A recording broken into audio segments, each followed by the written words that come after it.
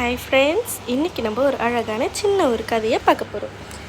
அதுக்கு முன்னாடி நம்ம சேனலை நீங்கள் ஃபர்ஸ்ட் டைம் பார்க்குறீங்கன்னா நம்மளோட சேனலை சப்ஸ்கிரைப் பண்ணிவிடுங்க. மறக்காமல் பெல் பட்டனையும் டச் பண்ணிவிட்டு போயிடுங்க.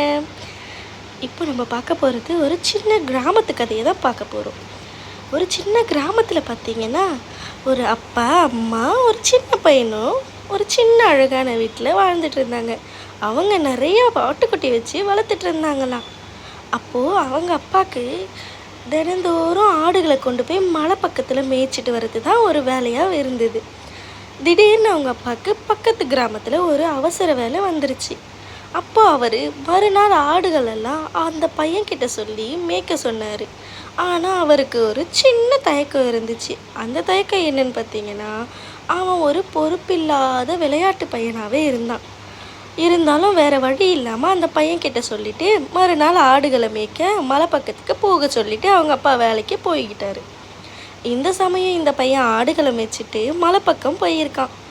அந்த மலை பக்கத்தில் ஆடுகள் எல்லாம் மேய்ஞ்சிட்டு இருக்கிறச்சே அவன் என்ன பண்ணான் தெரியுமா அவங்களுக்கு? இந்த பக்கத்து வயலில் வேலை பார்த்துட்டு இருந்தாங்க. அவங்களெல்லாம் தொந்தரவு பண்ணுறதுக்காக அந்த நேரம் பார்த்து அந்த பையன் என்ன பண்ணியிருக்கான், ரொம்ப நம்மளுக்கு நேரமே போகாமல் இருக்கேன்னு சொல்லிட்டு திடீர்னு அந்த பையன் என்ன பண்ணியிருக்கான், புலி வருது புலி வருது புலி வருதுன்னு ரொம்ப சத்தம் போட்டிருக்கான். உடனே பக்கத்தில் வயலில் வேலை பார்த்துட்டு இருந்தவங்களாம் பயந்து போய் கையில் கட்டை, அருவா எல்லாத்தையும் எடுத்துகிட்டு வந்துட்டு எங்கே புலின்னு இந்த பையன்கிட்ட கேட்டிருக்காங்க. இவனா புலியா, நானா சொன்னேன், அப்படியெல்லாம் எதுவும் வரலையே சொல்லியிருக்கான். உடனே எல்லாரும் திரும்பி போயிட்டாங்க. பக்கத்து ஊருக்கு வேலையாக போனப்பா மறுநாள் ஆகியும் வீட்டுக்கு வரலை. அடுத்த நாளும் இவனையே ஆடுகளை மேய்ச்சி கொண்டு போனான். அங்கே மலை பக்கத்தில் ஆடுகளாக மேய்ந்துட்டு இருக்க நேற்று நடந்த விஷயம் இவனுக்கு ரொம்ப சுவாரஸ்யமாகவும் சிரிப்பூட்டுறதாகவும் இருந்துச்சு. இவன் என்ன பண்ணியிருப்பான் நீங்கள் சொல்லுங்க? இவன் மறுபடியும் என்ன பண்ணானா, புலி வருதுன்னு கத்தியிருக்கான். அப்படி கத்துனதும் திரும்பியும் அவங்க வேலை பார்த்துட்டு இருந்தவங்கலாம் வேகமாக கத்தியும் கட்டையும் எடுத்துகிட்டு திரும்ப வந்திருக்காங்க. இன்றைக்கி இவன் பொய் தான் சொல்லியிருக்கான்னு தெரிஞ்சு அவங்க ரொம்ப கோவப்பட்டுட்டு இனிமேல் இவன் கூப்பிட்டா நம்ம வரவே கூடாது, இவனுக்கு தினந்தோறும் இது ஒரு வேலையாகவே போச்சுன்னு சொல்லிட்டு போய் வேலையை பார்க்க போயிட்டாங்க. திரும்ப இந்த பையன் என்ன பண்ணியிருக்கான், மறுநாளும் அவங்க அப்பா வராத காரணத்தால் 3வது நாளாக இவனே ஆடுகளை மேய்க்க போயிருக்கான். அந்த நேரம் பார்த்து நிஜமாகவே அங்கே காட்டு பக்கத்தில் இருந்து ஒரு புலி வந்திருக்கு. இந்த நேரம் அவன் நிஜமாவே ஐயோ புலி வருது வாங்கன்னு கத்தியிருக்கான்.